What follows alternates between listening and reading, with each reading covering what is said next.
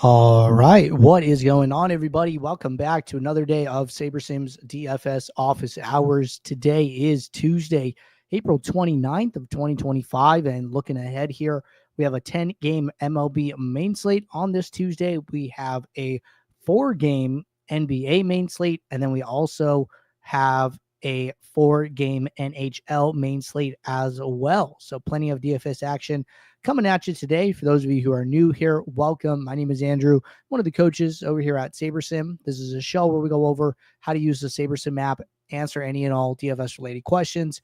Get your questions in one of three ways here. First off, send us an email, support@sabersim.com. Second, post it live in the YouTube chat. Third way, post it in the office hours channel in our Discord server.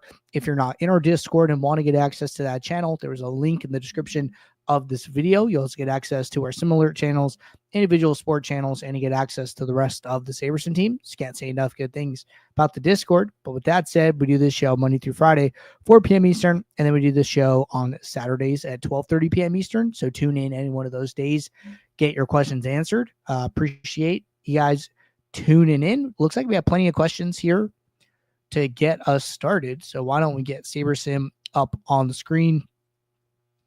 And then let's get some of these questions in the queue here. See where we left off. See, we have one from Ryan ahead of the show. Looks good. A couple here on Discord dropping these in. Looks like a combo question here. And then one last one. Cool. So just keep us busy to get the show started. If you guys have any questions, now is always a good time to drop those in the queue. But with that said, let's answer our first question of the day, which came from Ryan. We're top down here. Ryan said, "Hey, Andrew, can you do a quick walkthrough of what happens in the back end when you change a team total? For example, lowering or raising the Dodgers by a run? Thanks." Yeah, absolutely. So we're looking at the it's 4 p.m. Pacific time, but 7 p.m. Eastern, FanDuel MLB main slate for today. Dodgers are the last game on the slate. Let's say, I look at the Dodgers. Maybe I think Sandy Alcantara is going to pitch better than he's expected to. Maybe I think he's really going to shut down the lineup, right? Okay, so then I go to the team totals, and I'm going to remove the question. And somebody suggested this, reading the question, removing the question, putting it over to the side here. Because you could see more. So I might try and do that. Going to the team stacks, sorting by projected runs. Okay, maybe I think the Dodgers are going to do worse. They're at a 5-run total. Maybe I drop them to 4, right? Okay, I want to apply these changes. Got to move back and forth. I'm going to click this yes button over here. And then one last thing that has to happen that's super important, right? So, okay, so here it's updating the projections. And then what I need to do is I need to go to the Players tab. And then there's a new column here called Adjusted SaberSim Projection. Okay, this is going to account for that team total adjustment or any team total adjustments that you've made. Ohtani goes from 14.21 to 12.72. So like he comes down, Freddie comes down, all these hitters kind of come down here, right? This is expected.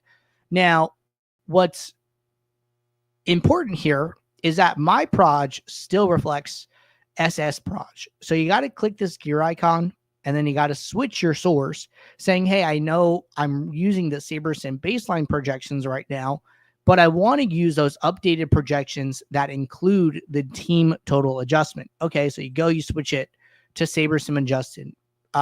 Important rule of thumb, whatever is in my proj is what is going to be used in the sim. So right now, SaberSim adjusted is reflected in my proj. So that is what's going to be used when we go to build your lineups. When we go to analyze the sims, we're going to use those values. Okay.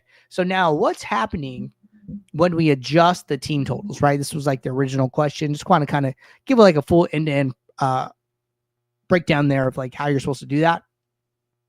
So we have, 25,000 sims for how the game is going to play out. Okay.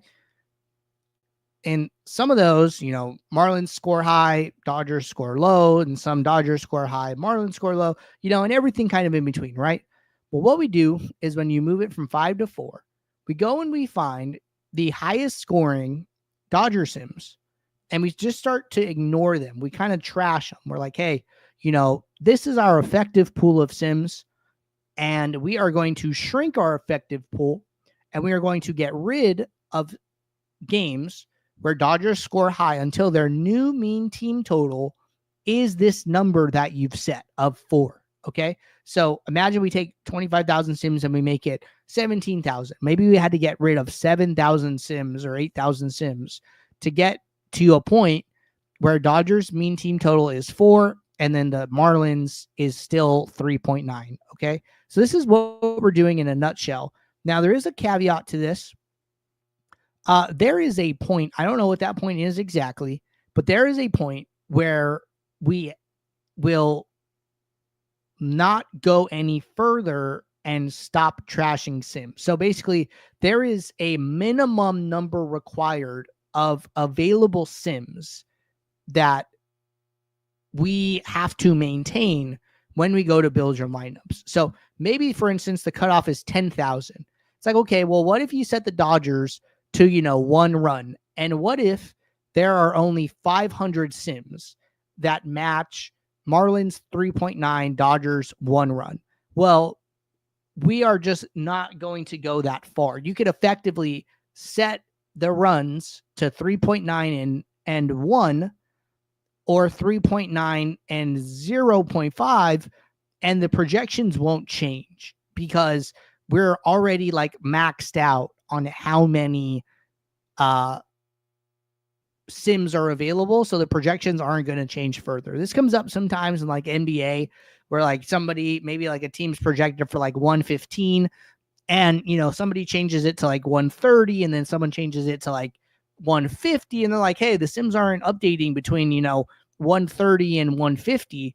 You would expect the team to score more points at 150. It's like, yes, that's true, but we've already basically hit our cap for sims that can go in the trash. So there isn't going to be a further adjustment unless you make it manually. Okay. That is like the caveat that I was kind of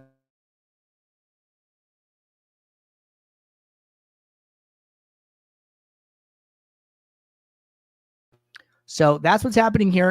Again, things to keep in mind. And then that is how you do the team total adjustment and then apply it in the app by switching your source. Okay. So good question to get us started today.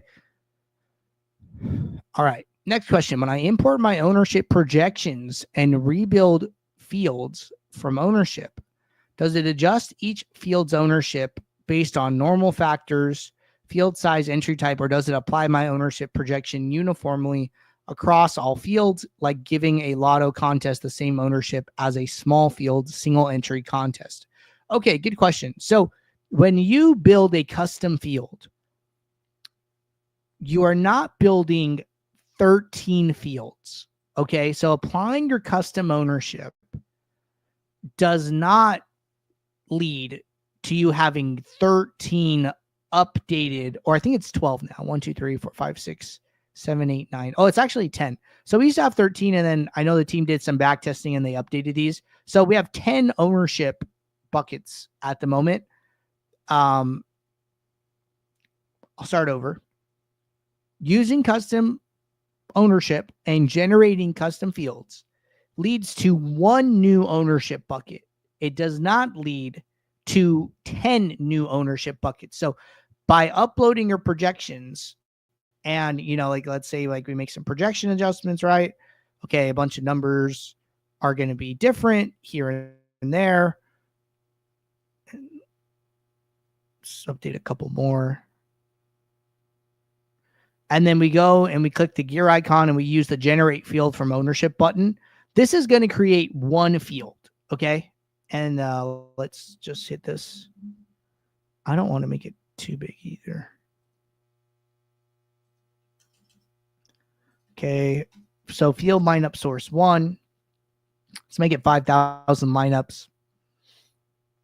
So you're going to get this new tab right in between favorites and your builds called field lineups. And then it's going to show 1 here, right? I can click on it and then that's the name is 1, but this is also how many fields that you have. We are creating 1 new ownership for you. Okay. We are not applying anything else to this. We are basically taking your ownership adjustments compared to our ownership, and we're saying, hey, let's get as close to these ownership projections as we possibly can. And then we're trying to meet your ownership inputs. So that's what's happening here. And then you can also see this if you go to the contest tab and then you go to the field lineup section. And then now you're going to have SaberSim ownership sources, and then you have field lineups. You only have the one option, okay? So that's what's happening when you're using custom ownership. All right. Next question. Can you explain the difference between what normalized value and max scaled value is when setting up a custom metric to sum ownership? Yeah, sure. So, and then it says trying to use it to filter out top owned lineups. Don't know which one serves needs the best. For sure. So in my opinion, neither of these are the best option. I think value is the best option, and you actually don't even need to set up a custom metric to do so. But we'll just talk about them all here, right? All your different options. So let's just run a build here, 500 lineups. Basic build, no other adjustments. And we'll let this run for a second.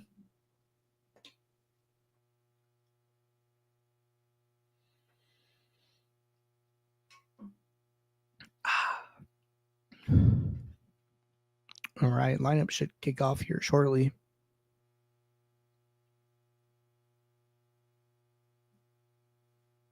And lineups are finishing.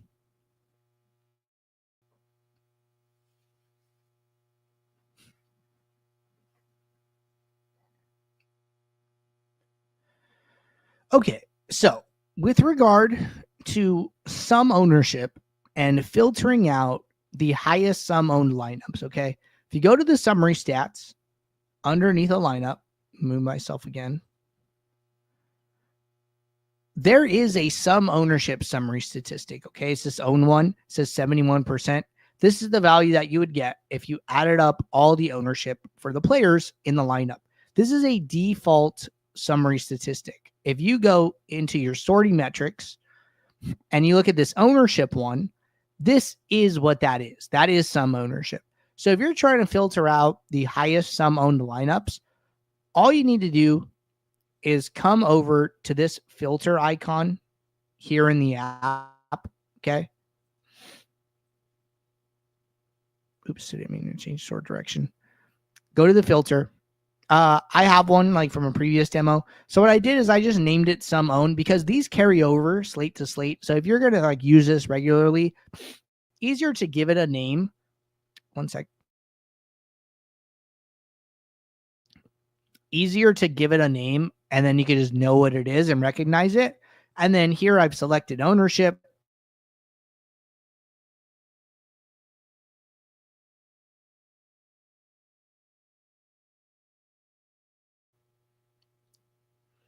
So here I did ownership less than 100.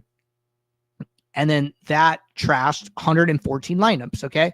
So this is the simplest and easiest way to trash lineups using ownership, trying to do some ownership filter, is use the pre-generated one and just sort by that. Now, as far as custom metrics go, we'll still cover this. So if I go to add metric, let's say I go to my own, and then I go, oh, also, good thing to call out. These values update based on whatever is in my proj. So like, let's say that you are not playing a flagship MME and you're instead playing a high stakes single entry. Okay. So when you do that, the ownership projections are going to update. Like this lineup's ownership was like 71%. Now it's 62%, but also we went from 114 lineups in the trash to 125 lineups in the trash. So the important thing here is to just, if you have access to the different ownership buckets, to select the one that you're going to be primarily using. So, or primarily optimizing for. So that's what you do there. Second part, getting back to the custom metrics. If you wanted to recreate your own ownership one for whatever reason, best thing to do is go to my own, go to sum, and then go to value. Okay. So watch, we'll create this. So now this my metric one, which is the one we just created, has the same number as the ownership. They both say 62. Value is going to use these ownership projections. Okay. Now, if you're going to do this differently, right, we go back to my metric and you want to use rank. Well, what rank is going to do, ascending versus descending, it's going to give the lineup a number between 1 and however many lineups are in the pool. Okay. So if I just remove these ones from the trash, so I have 500 lineups, right? So it's going to basically order the lineups and then give them a rank between 1 and 500. So like out of your 500 lineups, this lineup is the 338th highest ownership lineup. Okay. And then that is, mind you, rank descending. Descending is going like high to low. If you do ascending, then it's going to be a different number. And then now the number is 213. It's like this is your 213th lowest, descending, ascending. Descending is high to low, and then ascending is low to high, which is like arrow pointing down for descending, arrow pointing up for ascending. So there's a bunch of different ways you could basically chop up this information. In my opinion, the best thing to do is make a copy of a pre-generated one and then figure out all the different ways that you can analyze it. If we go back, we talked about value, we talked about rank. Normalized value, what this will do is it will give the highest ownership lineup a score of 100, and then it will scale them all down from there. So highest gets 100, I don't know, second highest gets 99.5, 90, 89, like some scale like that, okay? But it starts with 100. 100 is the highest, and then it goes down. Max scaled means that even if a lineup is over 100, basically all lineups over 100 will get a score of 100, and then it goes down from there. So 100 is the highest you could have, but you could have multiple 100s with max scaled value. So all these have different use cases, but value is like kind of the most common one because it will actually calculate the projected score. It will actually calculate the ownership of the lineup, right? All these different options. And then you also have not only sum, but you could do product geomean, you could do averages. So there's, a lot of different options, and we want to give people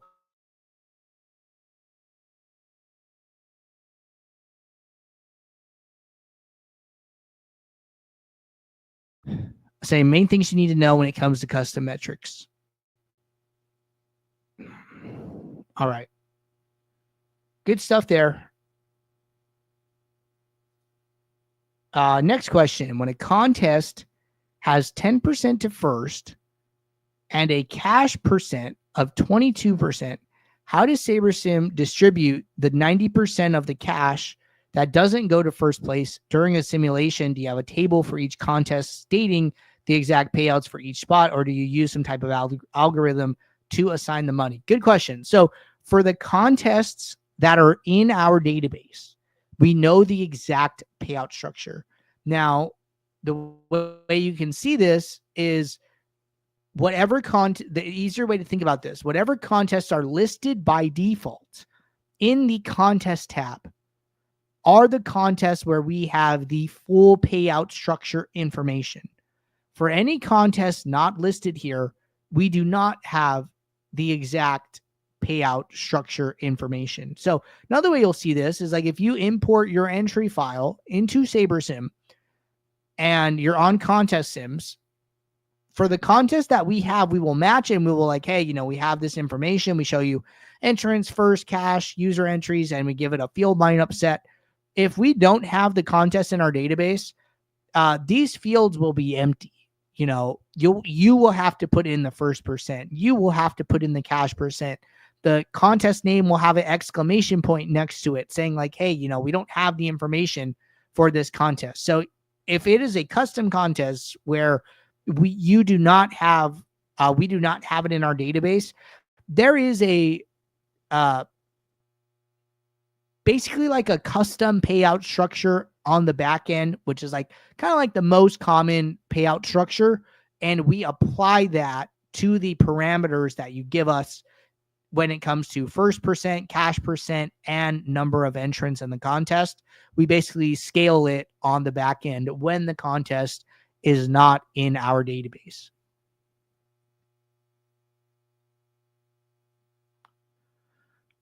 All right. Keeping it rolling here. Next question. What does 50th, 75th, etc. actually mean and the best way to apply it? Okay, so we're talking about percentiles here. So let's go over to a build where we could talk about these.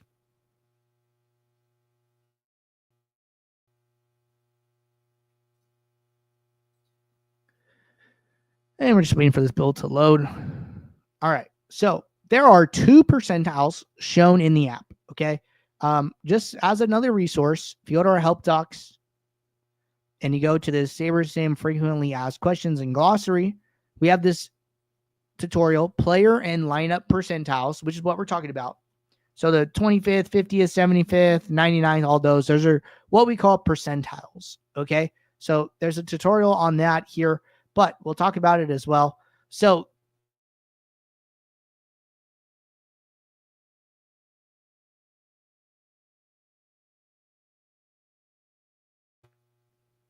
which are on the player table. Now, what they are doing is when you pull up any player, right? We pull up a picture for tonight's slate. I hate when this happens. All right. It's just like my computer running a bunch of processes at the same time when I stream. All right, let's try hard refresh. Usually fixes it.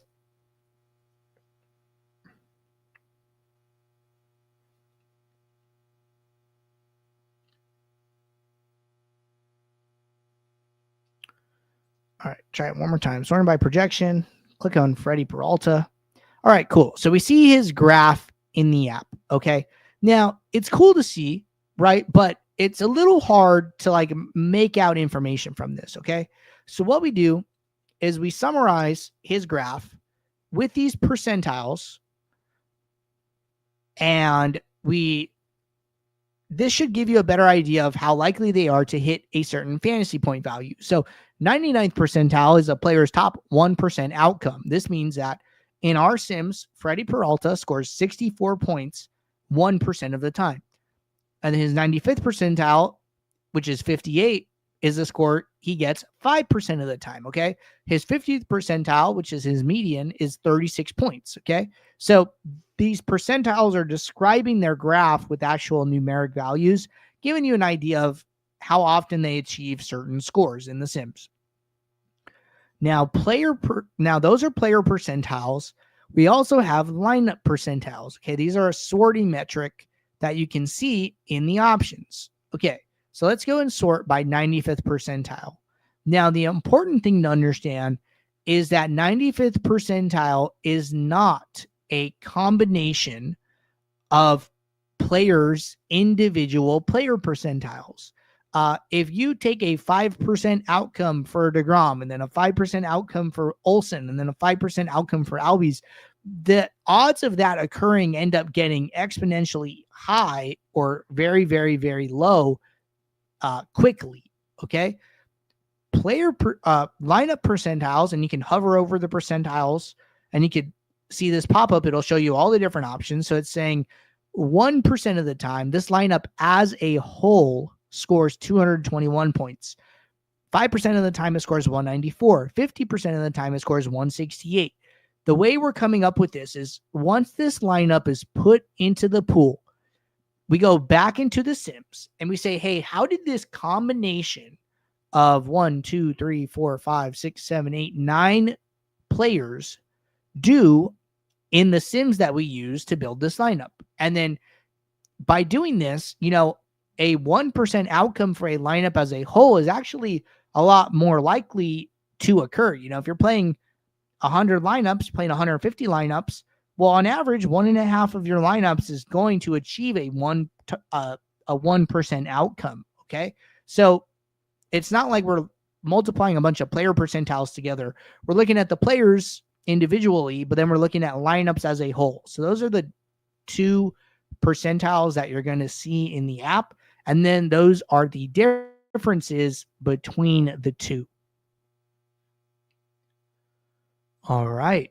Looking here, looks like we are all caught up with questions in the chats, Discord, etc. Appreciate you guys tuning in. I'll be back tomorrow, 4 p.m. Eastern, for our next show. So until then, everybody, take care. Good luck. Thanks. Bye.